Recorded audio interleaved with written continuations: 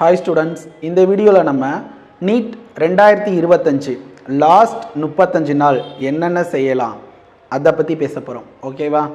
So NEET ரிப்பீட்டர்ஸாக இருந்தால் நீங்கள் அதிகமான மோக் டெஸ்ட் எழுதி பார்க்கணும். ஓகேவா?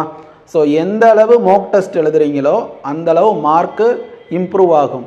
ஏன்னா இது லாஸ்ட் 35 நாள் ஆல்ரெடி சிலபஸ் எல்லாம் முடிச்சிருப்பீங்க. இந்த 35 நாளில் கிட்டத்தட்ட மினிமம் ஒரு 20 ஃபுல் டெஸ்ட்டாவது எழுதி பார்க்கணும். ஓகேவா?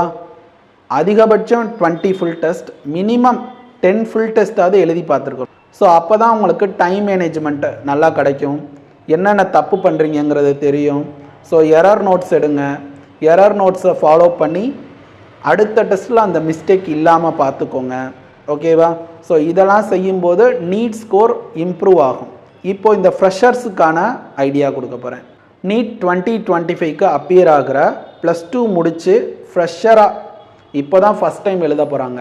அவங்களுக்கு டிப்ஸ் அண்ட் ட்ரிக்ஸ் மார்க்கை இம்ப்ரூவ் பண்ணலாம். ஓகே, அதை தான் இப்போ பேச போகிறோம். ஸோ இந்த 35 டேஸில் நீட்டோட பேட்டர்னை நல்லா தெரிஞ்சுக்கணும். நீங்கள் ஃபிசிக்ஸ், கெமிஸ்ட்ரி, பயாலஜியில் ஹை வெயிட்டேஜ் டாபிக்ஸ் என்னென்ன இருக்குது அதை பார்க்கணும் ஃபஸ்ட்டு. ஓகேவா? அது எல்லாத்தையுமே ப்ரிப்பேர் பண்ணணும். ஓகே, என்சிஆர்டி புக்கு ரொம்ப ரொம்ப முக்கியம். உங்கள்கிட்ட ஃபஸ்ட்டு இருக்க வேண்டியது என்சிஆர்டி புக்ஸ் தான், கிளாஸ் 11 அண்ட் கிளாஸ் 12.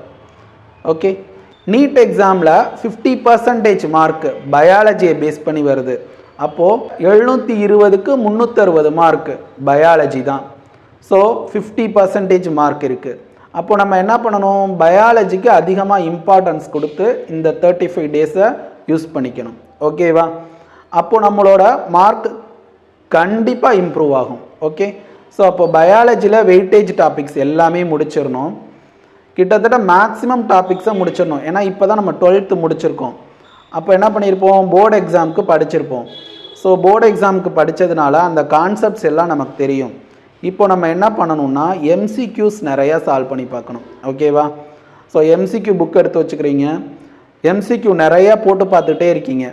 அப்போது டவுட்ஸ் வரும், தென் புக்கை ரெஃபர் பண்ணுங்கள். ஓகேவா? அப்படி பண்ணிங்கன்னா நீங்கள் பயாலஜியை ஈஸியாக முடிச்சிடலாம்.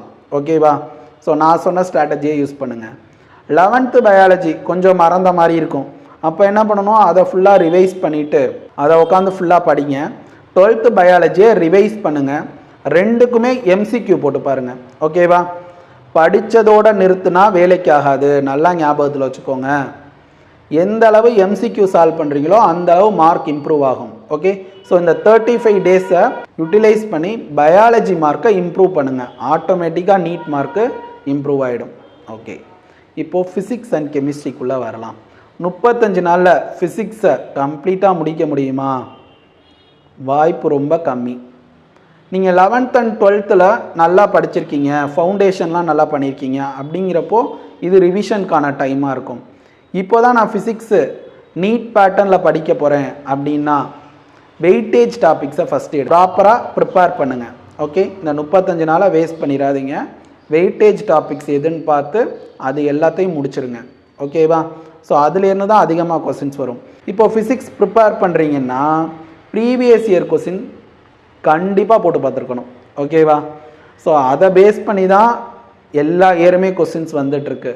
ஸோ அப்போ நீங்கள் என்ன பண்ணியிருக்கணும், ப்ரீவியஸ் இயர் கொஸ்டின்ஸை நல்லா போட்டு பார்த்துருக்கணும். ஓகேவா? அதுதான் ரொம்ப ரொம்ப முக்கியம். அதுக்கு அடுத்து ஸோ கான்செப்ட் புரிஞ்சுக்கிறீங்க, கான்செப்ட் புரிஞ்ச உடனே எம்சிக்யூ சால்வ் பண்ண ஆரம்பிச்சிடணும். அந்த எம்சிக்யூ என்னவாக இருக்கணும், ப்ரீவியஸ் இயர் கொஸ்டின்ஸாக இருக்கணும். அதுதான் நமக்கு பெஸ்ட்டு ஸ்ட்ராட்டஜி இந்த 35 டேஸ்க்கு. ஓகேவா? கெமிஸ்ட்ரி சேம், வெயிட்டேஜ் டாபிக்ஸ் எல்லாத்தையும் முடிக்கிறீங்க. நான் வெயிட்டேஜ் டாபிக்ஸுக்கு தனியாக ஒரு வீடியோ போடுறேன், அதை ரெஃபர் பண்ணிக்கோங்க. ஓகே, என்சிஆர்டி புக்கில் உள்ள கண்டென்ட் எல்லாத்தையும் படிக்கிறீங்க. கண்டென்ட் படிக்கிறதுக்கு முன்னாடி லெக்சரை நல்லா கிளியராக கவனிச்சுக்கணும். உங்கள் ஸ்டாஃப் சொல்லித்தரதை தெளிவாக கவனிச்சுக்கோங்க. நீங்கள் எந்த அகாடமிக்கு போனாலும் சரி, ஆர் யூடியூப் டுட்டோரியல் பார்த்தாலும் சரி, முதல்ல கான்செப்டை நல்லா அண்டர்ஸ்டாண்ட் பண்ணிக்கோங்க. கான்செப்ட் புரிஞ்ச பிறகு எம்சிக்யூவை எடுத்து போட்டு பார்க்குறீங்க. ஓகே, இதுதான் நீங்கள் ஃபிசிக்ஸ் அண்ட் கெமிஸ்ட்ரிக்கு பண்ண வேண்டிய வேலை. இந்த எம்சிக்யூ எப்படி இருக்கணும்னா நீட்டோட ப்ரீவியஸ் இயர் கொஸ்டின்ஸாக இருக்கணும். ஓகேவா?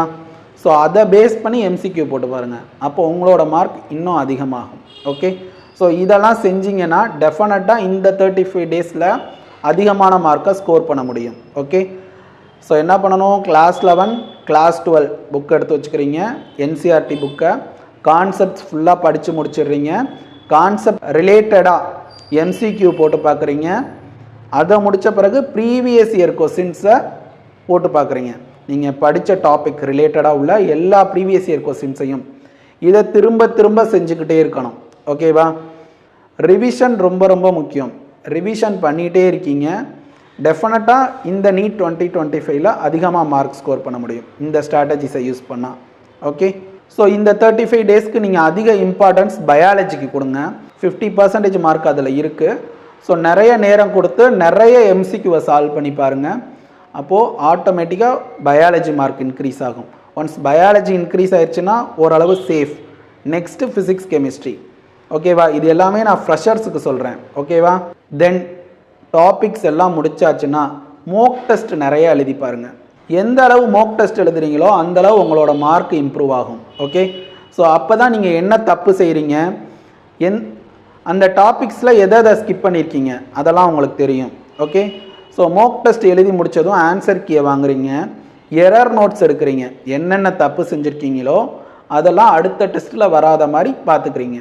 ஓகே, ஸோ இதெல்லாம் செஞ்சாலே நம்மளோட மார்க் இம்ப்ரூவ் ஆகும். ஓகேவா?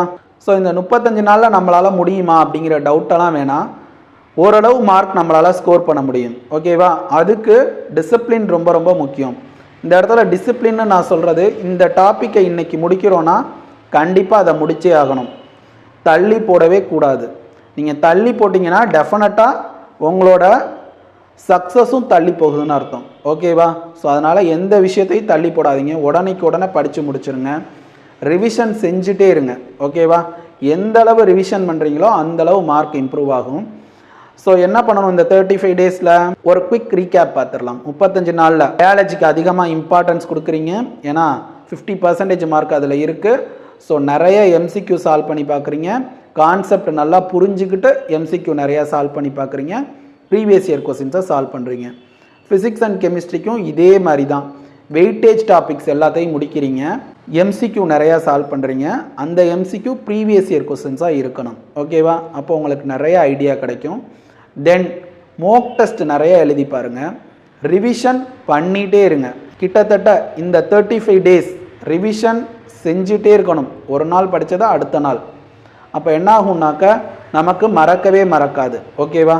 ஸோ இதெல்லாம் செஞ்சிங்கன்னா டெஃபினட்டாக நீட் 2025 ஃப்ரெஷர்ஸும் அதிகமாக மார்க் ஸ்கோர் பண்ண முடியும். ஓகேவா? ஸோ இந்த டிப்ஸ் எல்லாம் யூஸ் பண்ணி நிறைய மார்க் ஸ்கோர் பண்ணுறதுக்கு பாருங்கள். Okay, all the best.